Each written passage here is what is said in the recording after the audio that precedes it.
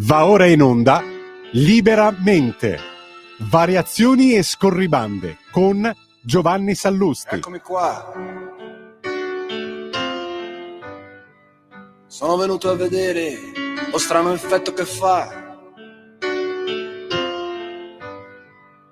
la mia faccia nei vostri occhi e quanta gente ci sta.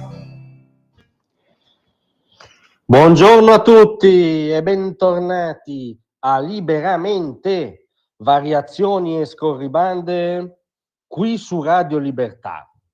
Allora ci aggrappiamo alla faziosità della fonte, diciamo, per sperare che la notizia sia sopravvalutata, che non sia come appare, però su Repubblica, e qui è la faziosità della fonte a cui ci riferivamo, però è data con dovizia di dettagli e virgolettati, ovvero anche stamattina l'ideona politica del gruppo dirigente di Forza Italia è ritirare fuori lo ius soli e dichiarare all'organo ufficiale del PD, appunto Repubblica, di essere pronti a votarlo con il PD medesimo, e non per bocca dell'ultimo quadro periferico di Forza Italia, ma del portavoce azzurro Raffaele Nevi, uomo di primissimo piano e di massima fiducia, vicinissimo ad Antonio Tajani, che ragionando alla buvette col cronista di Repubblica dice: se il PD decide di chiedere la calendarizzazione dello ius scholae,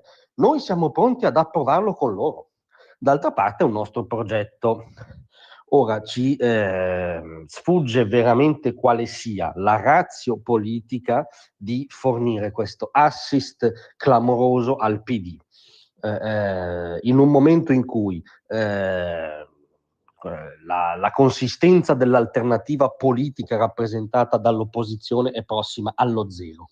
La sua leadership è impegnata a girare Pride in giro per il mondo e tant'è che ormai, come dire, l'interlocutore che incalza il governo è il massimario della Cassazione, molto più dell'opposizione di centrosinistra.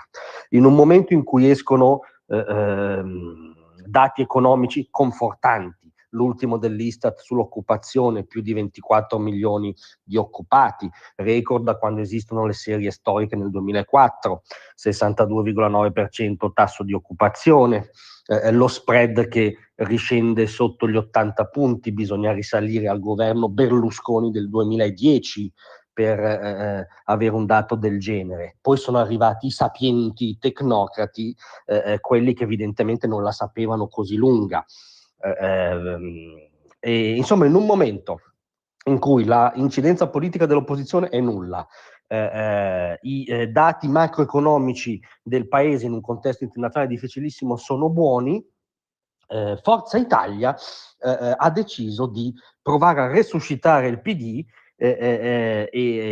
a fare questo assist per cui il PD prova a incunearsi in una frattura fantomatica del centrodestra, che poi non è che è una frattura, è una inspiegabile volontà di Forza Italia di approvare una cosa che stava nel programma del PD, non del centrodestra. Perché Repubblica ricorda che Tajani recentemente ha detto è una cosa che sta nel nostro programma, riferendosi al punto 6 del programma del centrodestra.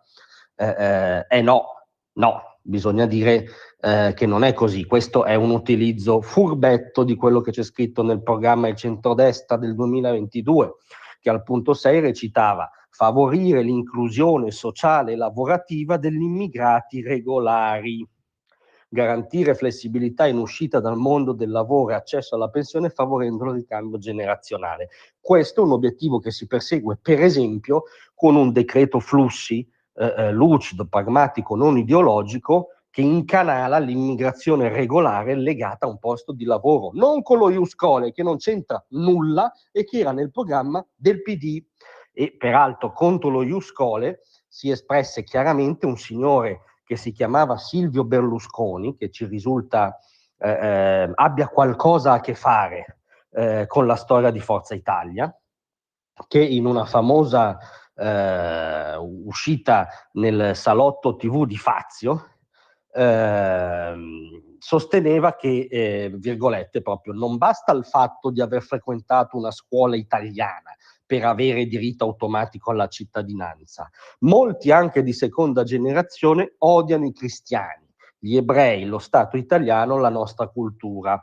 Cioè c'è una questione molto più profonda che ha a che fare con l'integrazione di fatto e la disponibilità addirittura all'integrazione stessa nel nostro sistema di valori, non col fatto che fai un ciclo scolastico e sei cittadino tout court.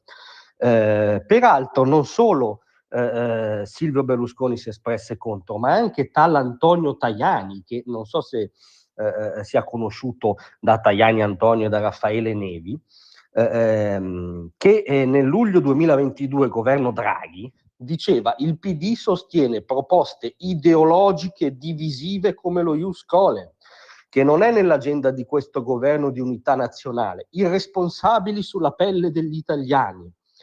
Ma se non era nell'agenda di un governo comunque tra diversi, dove purtroppo dovevi anche sdoganare alcune proposte diciamo del centrosinistra, perché dovrebbe essere nell'agenda di un governo chiaramente di centrodestra che non lo contempla nel programma?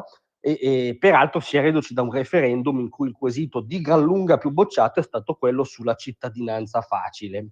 Cioè, qual è la ratio politica di questa continua differenziazione di Forza Italia sul tema? E non vorremmo fosse appunto l'ossessione di differenziarsi, però un conto è segnare delle battaglie di identità, un conto è l'ossessione di differenziarsi dal resto del centrodestra, facendo proprie battaglie di sinistra e quindi diventando di fatto una costola della sinistra.